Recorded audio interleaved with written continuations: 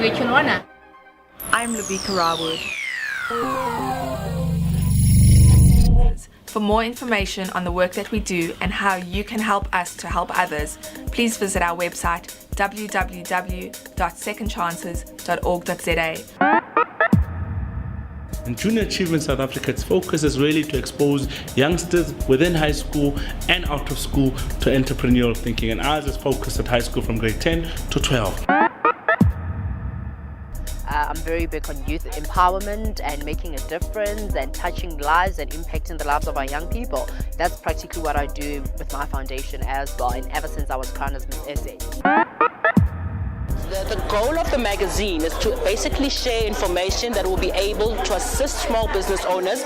You're listening to The Social Show with Viwe Chilwana And Lubika Rawood, live on brandlive.co.za. Welcome to The Social Show, everybody. It's officially a Monday. Oh my word, how was your weekend? Tell me all about it. My weekend was pretty chilled though. I didn't do too much. It was very chilled. But it was like, I think we need another day, between Saturday and Sunday. There should be an extra day. I don't get why a weekend is like 2 days. I mean, you can't really count Friday, right? No, you can't. Exactly. But anyways, how was your weekend, Viwe? It was well needed. Like I needed the rest. I needed just to recuperate. But I'm back and I'm glad to be here. Yes. Okay. So let's get into our news.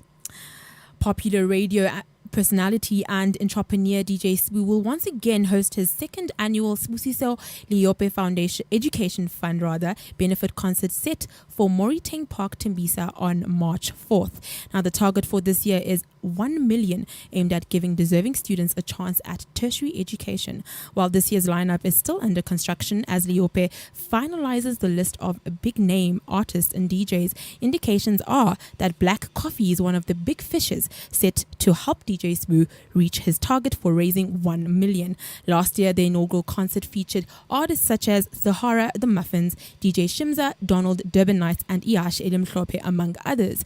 Now, the Sibusiso Leope Education Foundation 2017 empowerment program is designed to promote youth propelling forward with their education, specifically matriculants entering into tertiary education. In 2017, the foundation has identified successful students who matriculated in Gauteng, Mpumalanga, and KZN, and it plans to use its collective resources to pledge towards their futures. The Food and Agriculture Organization recently announced wastewater should be managed as a resource that can be used to grow crops and address water scarcity in agriculture. Properly managed wastewater can be used safely to support crop production directly through irrigation or indirectly by recharging aquifers. But doing so requires diligent management of health risks through adequate treatment or appropriate use. Now, how countries are approaching this challenge and the latest trends in the use of wastewater in agriculture production will be the focus of discussions by a group of experts taking place this week in Berlin during the annual Global Forum for Food and Agriculture. The event has been convened by the FAO along with the United Nations University Institute for Water, Environment and Health, the UN's Educational, Scientific and Cultural Organization, and the Leibniz Research Alliance Food and Nutrition. Now, so far, the reuse of wastewater for irrigation has been most successful near cities, where it is widely available and usually free of charge or at low cost, and where there is a market for the agricultural produce, including non-food crops. But the practice can be used in rural areas as well. Indeed, it has long been employed by smallholder farmers, and that is from Marlos de Soso, who's the senior officer at FAO. And the important thing is that wastewater be managed adequately and safely, used in a way that is appropriate to local conditions. Green Group said on Thursday, 19 January, that one of the world's biggest pulp mills, which started production on Indonesia's Sumatra Island last month, was causing enormous environmental damage. Now, the group said that 3 billion pulp mill belonging to industry giant Asia Pulp and Paper was sourcing raw materials mostly from trees grown on drained peatlands where haze belching fires occur every year. Now the mill produces a raw material which can later be made into paper. Woro Supartina, whose NGO was among the groups protesting the mill, called on the Indonesian government to promote a broader set of interests rather than helping major companies reap profits. The groups who protested the mill include Wetlands International, Eyes on the Forest and Rainforest Action Network, and APP did not respond to requests for comment. Vast areas of peatland which store carbon have been drained in recent years using networks of canals to convert them into plantations for trees to produce pulp and palm oil.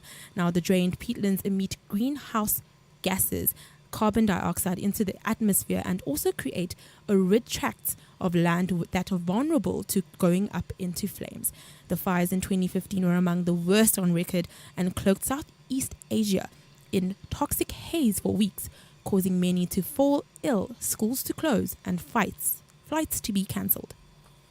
The 2016 and 2017 summer crop production season started on a slightly positive note for South Africa's agricultural sector after emerging from a devastating drought in the 2015 and 2016 season. Now, for South Africa, there are already promising indications that the country could retain its status as a net exporter of maize. In the second week of 2017, the U.S. Agriculture Department reiterated its view on South Africa's 2016 and 2017 maize production, leaving its estimate unchanged at 13 million tons, which is a 65% year-on-year increase. Now, so far, the lowest market estimate is 11.7 million tons, and if South Africa manages to achieve a crop within this range, it will regain its status as a net exporter of maize. Now, unfortunately, the prospects of agricultural recovery are slim for other South African countries.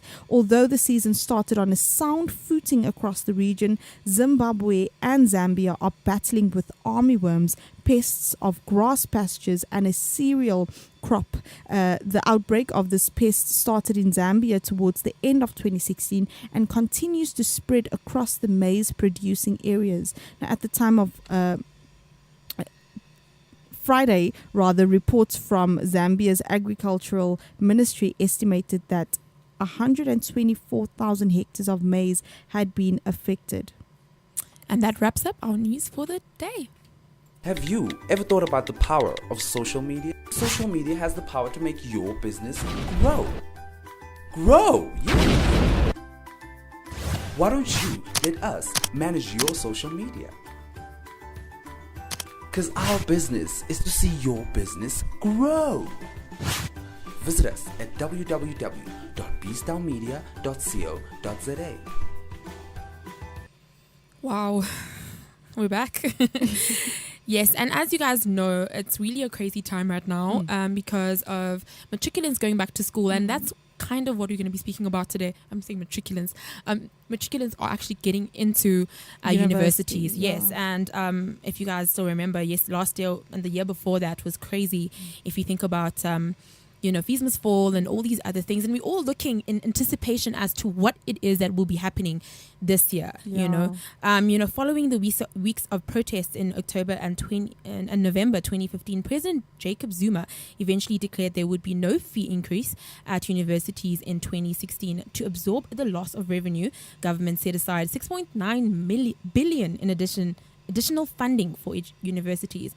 However, according to Higher Education Minister Bladen Zimande, on top of government funding, corporates in South Africa need to foot the bill for higher education as they will ultimately be absorbing the skilled workforce. Yeah, makes sense, right? Definitely. And also, many companies in South Africa already offer a lot of bursaries and scholarship programs. Yeah. And that in turn, helps students pay for part of or all of the fees needed to study. And, bursaries and scholarship programs are often tied to recruitment as companies pay for students to develop specific skills they're in need of. So that's kind of good, especially after, you've graduated, you're looking for a job. With these companies, at least you're secured a job at the company that help pay for your studies. Yeah. Now, although there are a lot of companies, Viwe, that offers bursaries, I still think there aren't enough of them? Of course, there aren't enough. I mean, that's why I think there was the big protest. But more so, I think a lot of people are finding it very difficult to find bursaries within the field that they're interested in as well. But we'll cover that a little bit later. Just to give you a kind of idea of what bursaries actually offer, is like they give you obviously the full university fees, accommodation, meals, textbooks, and pocket money. That's what a normal bursary will give you in South Africa. Yeah, but I still feel like, although there are a lot of companies, and obviously we're going to mention the companies that are offering bursaries, and I mentioned that it's not enough. Yeah, you still get a lot of matriculants at home who aren't able to get these bursaries, maybe because they haven't, they were required to get 60% in a specific subject and they got like 59%. Yeah. And sometimes you aren't regarded as poor enough. I remember I was declined a bursary. I applied at Monash and I got in with my marks, but they told me that I wasn't previously disadvantaged enough. And I don't even know what that actually means. Like, how poor must you be, or how poor must you be to be able not to be able to afford fees? I mean, it's such a thin line to really try and confine and say, okay, you have to be making this much money. You have to be. It depends on how many people are in the household. How many. There's so many factors that go into it, so for them to have like a set cutoff. Exactly, and sometimes they want both your parents to be unemployed. Wow. But then what happens if your mother's a domestic worker? So she's making a bit of money, but she still doesn't have enough money to send you to varsity. So it's all of these things that sometimes there are catches, when it comes to bursaries. But I know the MTN actually, they offer a number of external bursaries to help boost and develop skills. And the cool thing about them is if you want to qualify, a part of the requirements is you need to come from a previously disadvantaged background. So I think we just talked about. Yeah, so a lot of the children will probably be, from townships and that kind of areas. And they have a MTN graduate program that looks, to fill openings within the company. So if you complete your studies, you can work at MTN. That's cool. But they offer bursaries in the fields such as human resources, HR. Accounting, computer science, marketing and technology, and also computer engineering. Okay, that sounds like something someone would choose randomly when they want to, choose a bursary, right? Anyway, I know the BHP Bulletin also provides qualified students with bursaries every year, and these bursaries are in these sectors, which is mining engineering, extractive, meteorology, mine surveying, geology, mechanical engineering, and chemical engineering. Wow. And you must at least have 60 to 69% in maths and science marks. So I probably would not have qualified for that. I mean, mining engineering. How many people want to be mining engineers? Yeah. But anyway, qualifying bursary students are required to sign an employment contract with the company for a period equal to the bursary term. So if you spend 3 years to get your degree, you're going to have to work for about 3 years as well. Okay. So, yeah. Well, at least they are still, I don't know, offering bursaries. I think that's the good thing. I don't know. But I know First Rand also, this is is a bit different. So First Rand offers a Laurie Dippenaar scholarship, which is for students to complete, and they can actually complete their postgraduate studies abroad in any country and any field. Wow. And the program also, it actually covers a maximum period of 2 years to the value of 400,000 Rand per year. That's really... That is quite cool. And obviously it covers everything, books, accommodation and that kind of thing. And the scholarship has bursaries available in all fields of study as long as it's at any internationally recognized university in any other country outside of South Africa. Okay. So when they say it's available in all fields of study. So if you want to study drama, I think maybe. I don't know about that, but it kind of up. Makes sense a little bit when you think about these companies, right? Sasol is obviously within the petrol sort of industry where you have to be like engineering and science heavy. Yeah. If you think of BHP, also you have to be into geology and mechanical. So most of them look at their own strengths and then they sort of make the bursary eligible to somebody who wants to get into that field, right? But our main concern, I think, as you know, CSI journalists, is the fact that how inclusive are these bursaries? How inclusive are they to people who aren't necessarily within these, you know, fields or are interested in these fields? I don't know if you know, but statistically, in the past, half of the people who get bursaries have failed. So you get this bursary, it pays for everything, you're set, right? But then you get to the university and you just can't handle it. And that's one of the situations that I've seen in a lot of people who get bursaries, is that when they get there, it's a totally different setting.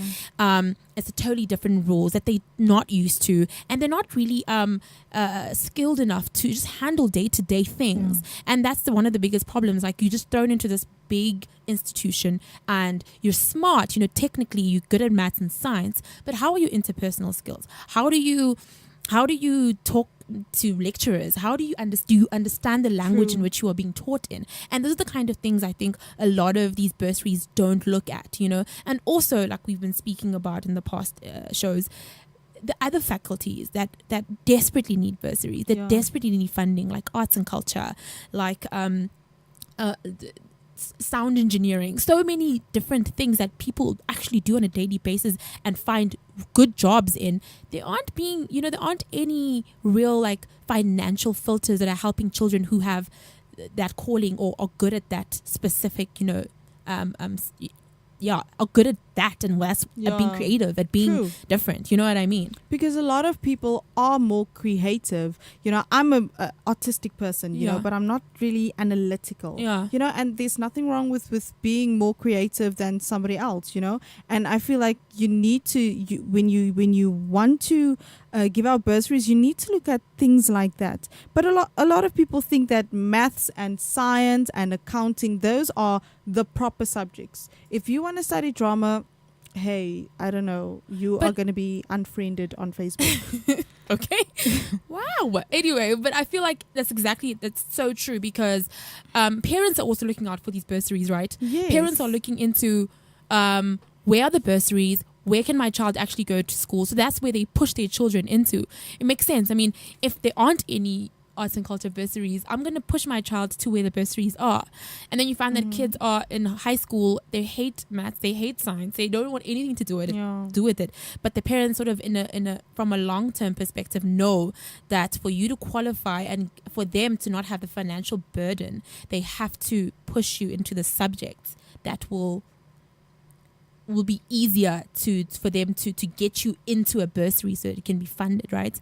And now I kind of understand the biggest scheme of free education and why fees must fall is such a needed conversation, a needed you know, movement, because it's ridiculous the way it's been set up. It does not make sense to the youth that are, you know, living. They basically they're basically being dictated. They're being told what to study, and these are the only you know, sort of sectors in which you can work, and even so, when they do get into the sectors, not all of them make it. So it's like this really it's like this big animal that is making them unable to really, you know, succeed. It's like a I don't know how to put it. It's like they're designed to fail. It's designed. I get you. You know what I mean? I get you.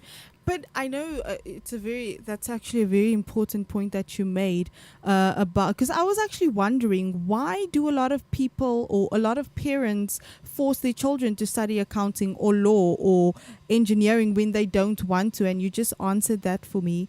But is it really worth it? I know of someone who wanted to study communications when she finished matric, but her dad said, listen here, he's an accountant, right? So he said, if you want me to pay for your studies, you're going to study accounting. I'm not going to pay for your studies if you're going to study communication. So she was basically forced. Okay. But now she is I think she's either a receptionist at a communications company, or she works in a communications company, and she has a master's in accounting. Wow. So is it worth it? You are telling your children, study this, do that. The bursary is there, so you're going to study for 3 years. But then you will probably end up hating your job if you were forced, obviously, to study in that specific field. Or you're going to look for a job in something completely different. That's so true. Is it really worth it? That's such a good question. And I don't know if I can answer it properly, but I think I know a lot of the people that I went to school with at WITS are not doing anything close to what they studied. And at the end of the day, even if you're a parent really trying to get your kid the best education and you think it's maths and science, ultimately they're going to go up and they're going to choose the field that they want to be in. Do you know what I mean? Yeah. The fact that you paid for accounting doesn't mean she's going to be an accountant, and that's the sad reality of it, right? Why not pay for something that she's actually passionate in and you know what I mean? So it's a catch-22, because now you've got parents really forcing you to get into these specific subjects, and then you've got also bursaries that are sort of aligned to a specific kind of person. But now what's great is that there's a new sort of wave coming into bursaries and the field of bursary, giving bursaries, and companies are becoming a bit more vigilant with the people that they put in. As I said before, half of the people who have been getting bursaries in the past have failed. And what they're doing now is that companies are looking at bursaries as investments. Like we said, they're looking at it as, you're going to work for me ultimately, so I'm investing in myself, I'm investing into skilled labor, which is what Blade Nzimande was saying.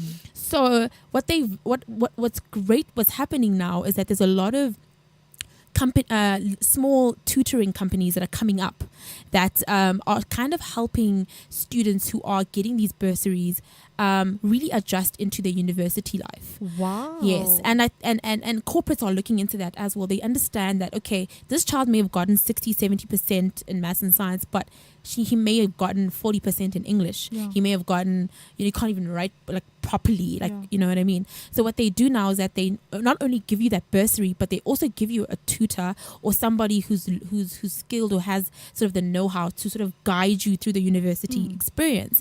And one of these amazing companies, which I actually got the chance to speak to quite recently, is Tutor Me.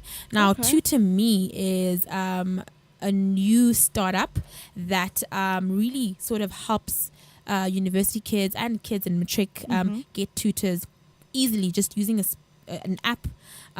You find your tutors, basically like getting an Uber, but you're getting a tutor. Oh, wow. That's really innovative, eh? Very innovative. And what they do is that they help you. First of all, if you want to teach someone something, you can get involved. But also, it's like a solution that helps bring together like learners and teachers, and they sort of give you really affordable, qualified tutors. And that's what a lot of companies are looking into now. They're not only looking at it at a one-directional, not looking at it one directionally. Basically, they're looking at it in the bigger scheme of things to say, let's really help these kids get to the end of their degrees, because a lot of them don't even see the end of the degree. So there's a lot of things that need to change. I think we still have a very old school mentality of what bursary really means in South Africa.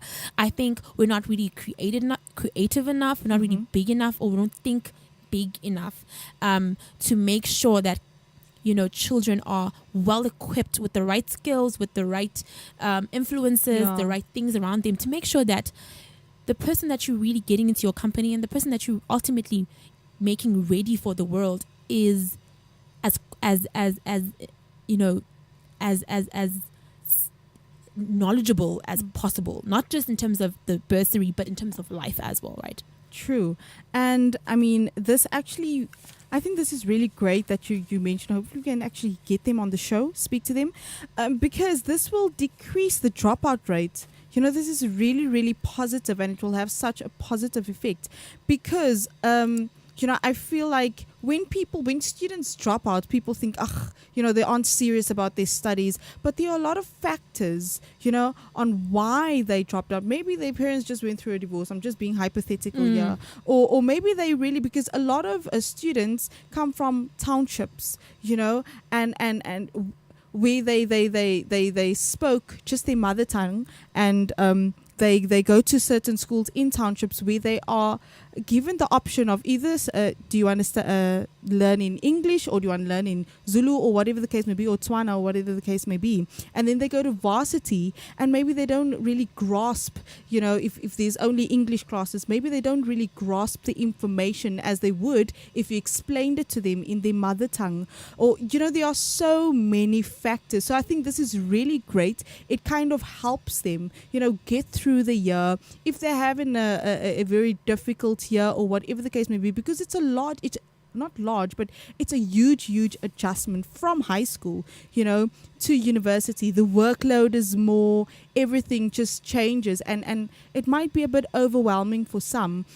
So I think this tutor me and other programs such or similar to that is really, really good, and it will really decrease the dropout rate. And I think this is really great. It has to be incorporated in a lot of universities, in many universities. I hope the companies are paying for the tutor me though, because if you are struggling to pay varsity fees, now you must still pay for your own tutor. A lot of the bursary packages now come with tutor. Remember I told you what the bursary package really does pay for? Yes. Now they're starting to get into these kind of small little businesses who are really trying to keep the children on track, keep them on track so that they can fulfill their whatever destination they need to fulfill, whatever qualification they need to get it. And it's quite interesting that we're talking about students who are getting into university, and there's so many who aren't. And I feel like the cry is still getting larger and larger every single year, and we really need to support the movement and make sure that corporates lend a hand, government lends a hand, and we kind of find a really amicable solution to everything. I agree with you completely. But yes, please join the conversation on Twitter at Social1TV and at TV_CSI on Instagram and Social TV on Facebook. Also, go on our website www.social-tv.co.za, and yes, please join the conversation. Let us know if you were declined a bursary, or if you are a company that partners with tutors and that kind of thing to just try and decrease the statistic of varsity students dropping out of school. Let us know, hit us up, and we will get you on the show. But yes, that's all from us. Thank you. The Social Show is the only show that gives you updated content on all things CSI. The show will interrogate and report on the latest initiatives that are supported, developed and initiated by the public and private sector. Hosted by myself, Viwe Cholwana, and me, Lebika Robert, every week from 4 to 5 p.m. Hear it on brandlive.co.za. See it on social-tv.co.za. brandlive.co.za, harnessing the power of talk radio.